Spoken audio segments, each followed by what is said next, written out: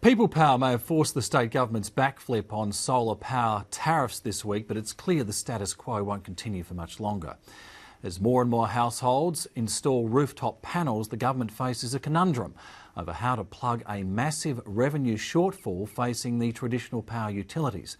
The idea of a fixed charge for accessing the grid is now being examined by the state's Economic Regulation Authority, but analysts are sceptical. Oliver Peterson reports. I want to retire, and the last thing I want is escalating energy bills. So I invested in solar panels. Like tens of thousands of West Australians, David Waplington has put solar panels on the roof of his Karrinyup home. In 2007, he took advantage of the federal government's $8,000 rebate and spent an additional $16,000 on enough panels to provide 2 kilowatts of power. While he hasn't broken even just yet, he's recouped a significant amount of money so far. I guess I'm, $6,000, $7,000, $8,000, $9,000 up at the moment. So still a few thousand to go. He receives a credit from Synergy for the power he sells back to the grid when the monthly bill arrives. I'd reached $660 in credit, and I asked them for a cheque, so they sent me the money. Down the road in Floriat, mother of 2 Nicola Peachy is contemplating the move to solar because of high power bills. It was about $1,000. She and her husband were so shocked over the cost of their first bill when they moved here last year that this winter they've turned off the heating. Pretty much when we come home, just put jumpers on, put our Ugg boots on. The kids will have a blanket over them at night time if they're watching TV. She believes rooftop panels may be the answer to the strain on the household budget. In the short term, it's going to be expensive, but hopefully in the long term will save us money. The number of WA households putting solar on their roofs is increasing by around 20% per year. In 2008, there were only 13,000 Australian households with solar panels on their roofs.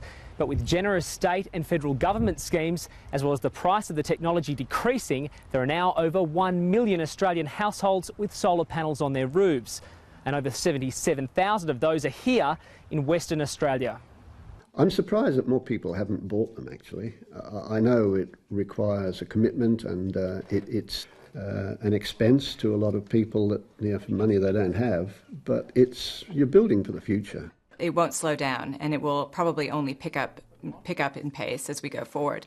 The reason being is that solar really stands on its own now economically. It's a lot less expensive than it has been, and the payback time for a system can be 3.5 years now. Kirsten Rose heads up the Sustainable Energy Association. She was furious last week when the state government decided to slash the net feed-in tariff in the budget before restoring it 4 days later. And we think it's the absolute right decision. But while the government may have saved face for now, the underlying problem still exists.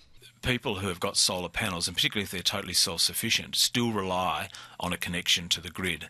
And the grid is about 40% of the cost of electricity. So you've now got one group of people with solar panels using the grid when they need it and actually selling electricity through the grid, but not contributing to the cost of it. That, together with the previously generous tariffs offered to solar households, has raided hundreds of millions of dollars from government coffers.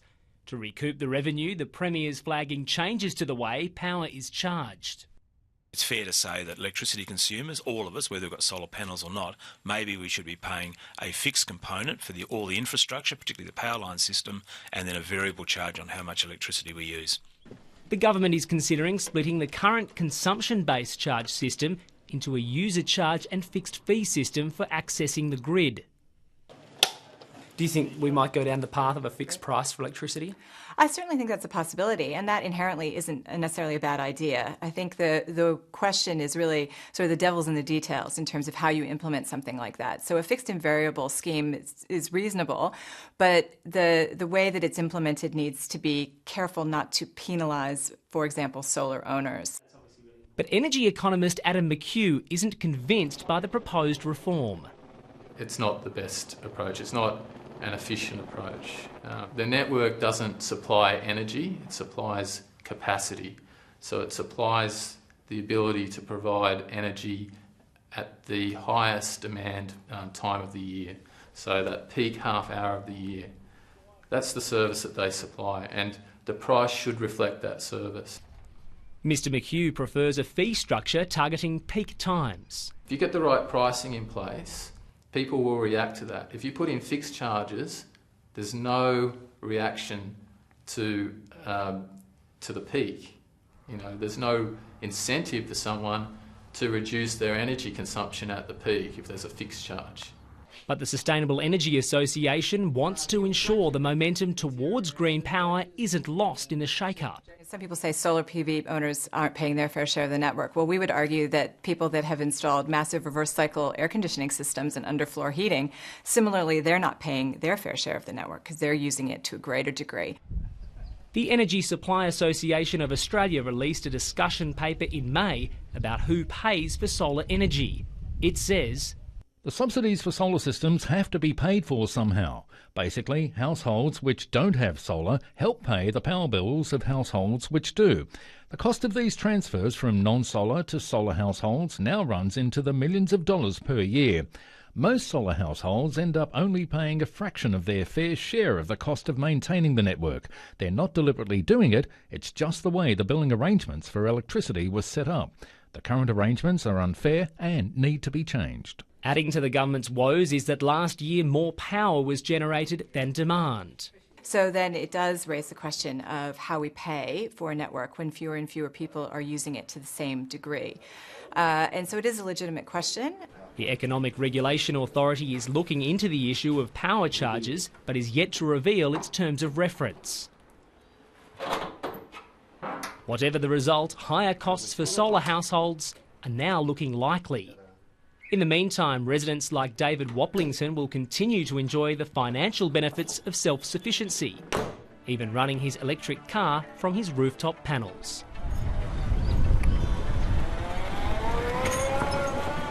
I didn't set out to be green, but it turns out that having an electric car and charging it with solar panels, I've become the greenest man in the street. And it gives you a good feeling.